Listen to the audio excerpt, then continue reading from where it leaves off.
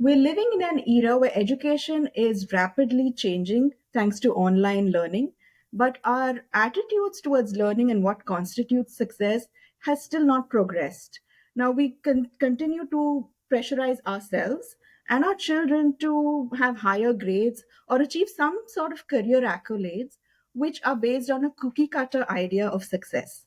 Now, while we may take some time to rewire our minds, I'm hoping that this next conversation will really set us thinking about how to reimagine learning and career goals. My guest today is Dr. Varsha Pillai. She is an expert in media and public policy advocacy. Her expertise lies at the intersection of communications, gender, and advocacy. She has worked as a researcher and public policy changemaker in think tanks and in not for profit organizations. In 2022, she was selected as a changemaker by change.org in India. Thank you, Varsha, for joining in. So great to have you. Thanks, Vrushali. It's been a long time, but thank you for having me. Yeah, we both had our roots in journalism, so Yes, we go back a long way. true. Yeah, but I'd love to talk about this new career path that you've driven for yourselves, and one of the most important and pressing issues of the times in education, both in India and also in the United States, has been this sort of engagement that kids actually have with school. So, for example, I think in one of your articles itself, it says that in India, you have 97% of children who are already enrolled in the school system or the elementary school system, but there is a big difference between being in school and actually learning. Could you talk a little bit about that? Because that is such an important concept that everyone's facing right now. So I feel that this is really the time with the new education policy. There is a real good big chance to make a difference in the way the country needs to look at education in itself, right? There is a focus in the at least in the policy. There's a focus on social emotional learning. There is a focus on life skills. There is a focus on how do you bring play in the classroom. There is a Right. focus on bringing about teacher development programs. Teacher training Right. is there, right? So there's this. The focus is largely on also on how do you make teachers become facilitators in the Correct. classroom, right, rather than just instructions and all of that, Instruction. right? So there is this sort of opportunity is there, and yes, enrollment is a big thing, right? Only when the child enters the education system where you have the opportunity to engage with young people coming with really brilliant ideas. But as far as learning is concerned, the way it is taught, it remains the same. The way we were taught in school, it remains the same, largely, especially in the public education system, right? In government schools, Right. where it's one-sided. It is often this. Things are changing. In a few states, you have, where few states are understanding the importance of social emotional learning. They are, especially government schools, and they are investing in it. But what happens is, if it becomes just a one period in the entire, this Yeah. in the The classroom, class day. and it's not centered in the way in the curriculum, it remains still just one period. So Right. there needs to be this real overhaul in the sense of how we are looking at education in itself. That's true. And it's this continuous pressure, like you mentioned right at the beginning, from all across society, even in the media. As we've been in the media, we've seen the kind of pressure it builds up because every year you have these usual articles which will say XYZ person from IM got this package of so and so so many crores. This one didn't get so many crores, so you have that. So many people got into IIT, so many people didn't. So there has to be this big uh, change at the level of society to sort of not focus only on marks, but that may not be practical in the short term. But Yeah. you've been in the field, you worked in the field of public policy and advocacy. What are some of the changes or the good points that you've been seeing around in your experience that have been going on in the States? Yeah, sure. So one of the key things that I have noticed, especially when it comes at the intersection of media and public policy, is that at least there are certain values that are being added within policies itself, right?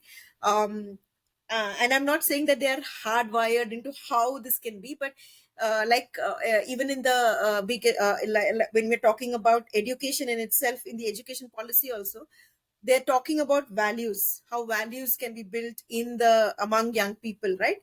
Of compassion, of kindness, of all, so this bit is slowly coming in. um, but what happens is that eventually when you look at the media, what are the stories that are being celebrated, right? um, for example, you talk about someone who is really an industrialist, right? And they have built some big Factory empire or and all of that, and you're looking yeah, at their flashy weddings and all of that, and yeah, you're awed by exactly. that. And that's what the Right. media wants to cover, right? You do have certain small articles where one rickshawala would have probably given a bag containing a lot Yeah, of money back to its owner and all of that, right? But are we role modeling that in any way in our curriculums? Are we role modeling that in the way in which we're putting out stuff in the media itself? Also no, because eventually it's the industrialist who's also owning the media in these spaces, right? yeah, Right. right. So you are Absolutely. so it's also it's a tricky situation, right? But I think fundamentally we also need to be able to understand what is it that will make us happy, and we need to also be able to look at how to be happy. How can this education system contribute towards that? Got it. Yeah. So currently, is the education system, very simply, is it making young people happy? And I'm sure you know the answer Yes. to that. Yes. Yes. We all know that it is no. And the data also shows that it's not just us talking about it. The data will show that people are not engaged. In fact, a recent UNICEF report said that in India, 14% of kids are really not engaged with their school, and in the US, it's 24%. So they are not seeing what they need or they want in the current education system. So Yeah. that really brings another point in mind is we're talking about grades all the time, but is there a play to sort of build more of these what we call trade schools or these alternative professions, because we need obviously an an alternative to the doctors and the engineers and the lawyers that everyone seems to be sort of herded into, right? Yes, yes.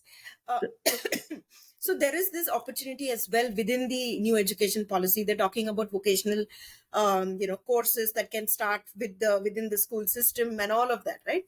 Um, and that is a great idea, because that shows that even those kids who may want to leave the education system, right? But they are equipping themselves with skills that can help them in the future, right? There is this opportunity that already exists, and the organization that I work for, Dream a Dream, we actually believe in this, that any young person who even exits the education system, right, and wants to follow their own passion, right, whether it is baking or whether it is getting into mechanical, becoming a mechanic, or whatever it is, the skill that they are keen to pursue, right, or becoming a musician. um, the only thing that you need to do is have a caring adult, have a mentor, right, for them to be able to take this forward. Because oftentimes, again, they will get caged within the same bracket of uh, kitna paisa banate ho, kitna kama lete ho, and all of that, right? Yes, survival is important. You need to have a decent lifestyle. All of that is important. But what are your markers of success? So currently, it is the Yeah. car that I have, the place where I reside, or the clothes that I wear. So it's very superficial. And and at Dream a Dream, and the fact that we've been working with young people for the last 24 years, we've seen that um, there is this thing where we are trying to fix the young people. They don't need fixing. The system needs to be fixed, right? Right. So this vocational schools, whenever they do get implemented, because it's been the NEP was the national education policy came in 2020, right, bang in between the, I think, the first or second wave of COVID, which is terrible in India. And it has taken time for it to be truly implemented, and the hope is that it will get implemented. So there is this opportunity, like I said earlier, right? And vocational courses are the way to go forward, right? I don't know how it works in the US. Maybe you can share more in terms of what the trade schools look like, and how are they actually viewed largely Yeah. by society, because there is a Yeah. tendency that this may also get stereotyped, that Got there it. are a Yeah. certain kind of people who will do those True. courses, right? And Exactly. that's the fear. We don't want that stereotyping to happen for to young Right. people, whatever they pursue. That's true. To add to that, from what I've been seeing in the US, and it's just anecdotal. I don't have the research at the moment, but there is, it was always a place where you could have these sort of trades, and you could have a very successful life. You could have all the markers of success within that trade. But increasingly, in the last probably decade or so, there's been this push for everyone to get a college degree, which in the US, as you know, is extremely Expensive. expensive. It's not Yeah. for everyone. So in it leaves you with a lot of debt at the end of it, and you're not really better off in Yeah. terms of the job market. And so there's always been that push in that sense. So I'm not sure if it's always for the best. It needs a lot of rethinking here in the United States as well. So I Yeah. think globally there has been this churn and this rethinking about what we need to do for education, because it's clearly those systems are not working for anyone anymore. They Yeah. worked for a while back in the past, but there has been this change. Hmm. At this point, I'd like to sort of bring in your personal experience as well, because you've been a lifelong learner, right? You moved from traditional academia back into media, into industry, and then getting your PhD most recently. Can you talk us through that, and what really prompted you to make all these changes and chart this unique career path? Yeah, so I didn't know that I would sometime down the line pursue a PhD. I thought it would be much earlier than after becoming a mother, because then see, the hairline has receded Oh no, with you all look the with all the stress of managing a full time work, also my child, and all of and the PhD. This But where it emerged from was actually my journey with the social sector itself, and it intersected with a very unique period in my life, this in the sense of me trying to be able to understand the complexities of gender, especially the kind of discriminations that women face in India. And I just wanted to explore that, right? And it so happened that, okay, I thought, okay, I will sit on it, I will sit on it. And then I was like, okay, I need to take the plunge someday or the other. And I've actually, even prior to when I was in the media, I was also at that point of time doing research. I was a research fellow with the National Film Archives of India as well, and during that time. right. So research has been something of a, like, I love doing research, love digging out and finding stuff and talking and interacting with people, real world research, not academic in the sense closed. So even my PhD is around that. That's why I thought of pursuing it, which was on gender advocacy in digital media. So I did a case study of 6 different organizations working on gender issues in India, and these are all not for profits, and they're really unique in the way they're working in terms of the issues that they're looking at. And why this subject was because of the Nirbhaya case that happened. And when it did happen, my daughter was only a year old, and I Right. feared for her, and I feared for the kind of experience that she may have to undergo being a woman in this in India. And I just thought, okay, what is it that I can do? And that is the reason why I also charted my own my own sort of a trajectory into professional trajectory into the social sector, because like I realized that's in a minute minuscule way I could potentially make some difference, right? In I don't know, whatever, but I'm hoping in our lifetimes we see equity happen in India. Yeah, we don't know where that will be. But yeah, so for me, research was one of the ways to sort of also find out ways and how these different organizations are charting that their Yeah. pathways to equity in different forms and formats. Right. So that's No, how the it fight started. goes on. Yeah, no, the fight goes on, as you said. if not in this generation, the next for sure. I think it's a fight that, I mean, it's a struggle that women have had, through history. So it's Yeah. something that's been there. I think one thing particularly that what struck me was about this whole idea of resilience that you spoke about. Even for yourself personally, managing a PhD along with a full-time career and a family is extremely difficult. And we don't talk enough about these things. We assume that we are superhuman and we can do it all, Yeah. but I think there is a need to really talk about these traits that you need to develop, right? You might have said, "Oh, yeah, Varsha can do it all," but it's not easy. No, it's not easy. It's not Okay. definitely not easy when you see, when you wake up in the morning, especially if you are a PhD. And I'm sure a lot of people who are listening who may want to, who may have done or are pursuing PhDs. It's not fun when you open your mail and you see rejections from after rejections from journals, and when you're trying to submit a research paper, right? And you just want to just like shut shut it and go back and say, okay, this is it, I'm not doing this any further, right? But thankfully, I think it was because I had a guide who was also a woman, and who sort of helped me in this journey, like take one day at a time, right? And move with me with the same kind of resilience that I needed at that point of time. Like, I'm not joking, this was at the start of COVID and it was just too overwhelming. I actually called her up and I said, do you think I should quit? Because it's Wow. it's Yeah, things it were is. not working out, things were not. Right, And right. then she said, that's your decision, but all I'm trying to tell you is that if you want to go further, I will be there every step with you, right? And somehow that was the kind of That is great. courage that I needed at that point of time, which she Yeah, provided. And yeah. this is not to say that if you feel overwhelmed, you should not quit and you should still go ahead. No, if you feel overwhelmed, if you feel this is not for you, this is, and even an act of quitting is full of courage as well, to be able to say that no, I can't do this, it's fine, right? And I've done that. I'll tell you, I tried knitting and I can't do it.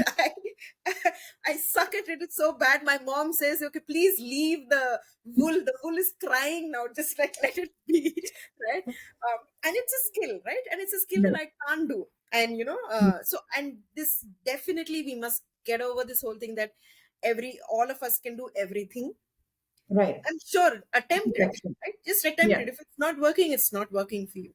yeah, I've went through this with this notion that um I'm going to do enough, I'm not going to give my best, and I don't want to give my best, I don't want to feel over, I'll just do enough to pass. It was just that, it was just survival, that's all. It was not anything, I was not going to ace it, I didn't want to ace it yeah, at this age, at this stage of my life. I yeah, don't want to prove exactly. anything to anyone, right? This Yeah. was only for Those myself. are powerful words. I loved the It's journey. Yeah, and it's such powerful words. You said, I don't have to be the best and I'm just enough. I mean, that is the most powerful thing you could say. And I think it's something that we probably need to teach our children as well, because they are in Yes, this race constantly to one up yes, what they've said before. And it's not easy to say, hey, this is good. This is great. This is good for me. yes. On that note, I wanted to just ask you if there are any ways that we could reimagine learning, or what constitutes success or career success. Any lessons that you may have learned in your journey and in your research? Yeah, so this is another reflection that I've had in the last, few months that we have been working with young people, is that, like I said earlier, we're trying to fix the young people, but it's not the young people that we need to fix. We need to fix the system. And when I say that, it means the way we are looking at, oh, this is a successful person and this person is not successful, right? And in today's age in India, 99.9% is also sometimes not enough. Yes. Yes. Unfortunately, it has come to that. Unfortunately. Yeah. Yep. And maybe for that 1%, you are probably losing out on other kind of people who will be like, oh, I didn't score that full 100% Yeah. this, and and they may feel bad. But why is it that? Because in the classroom you have said that that is the aim, Goal. Yeah. That's right? the goal. So somewhere we need to redefine the way we are actually uh, showing what success looks like for our own young people, right, within our families. So if someone is happy, can we say that that is a successful person? Or if someone has actually, like, your own house help is a single, if she's a single mother, has raised two really resilient young people, or I mean young children of her own, on her own, right, she is a Right. successful person, right? So we need to see the way we're looking at success in our immediate circles, within this, because like we said, we've been role modeling success all the wrong way. And we start from that basic level of what success means for a teacher in the classroom, what it means for a student in the in the exam, or not have exams. Actually, why have exams in this day and age, I don't know. Yeah. But yeah, I mean, so you just need to sort of recalibrate the entire system itself. The system is so designed that it helps only certain individuals, and it is designed for exclusivity. It is Correct. designed for certain people coming with privilege, for Correct. them to be able to succeed, right? Absolutely. And by way of, and then if you have certain few people who have managed to do it, you need to be able to go back and see their stories of struggle, right? Right. And those the people, especially coming from intersecting different kinds of intersectional identities, um, Right. right, they would have stories of how discriminatory the entire system was to them, Right. right? So we just need to change this, and I know it is phenomenally hard to do this, but one step at a time. So what we are asking is, can you share when you felt successful? So maybe Rushali, you can start. When did you last feel successful? Yeah, I mean, I guess traditionally you would look at the education goals or the career goals that you have in mind. But increasingly, I think what I'm finding right now, as I sort of learn things and I sort of find my way in a new country and so on, Mm. it's really looking at things like how well am I succeeding in everyday goals, like raising a good Yes. family, making Yes. sure that um, everything is on course.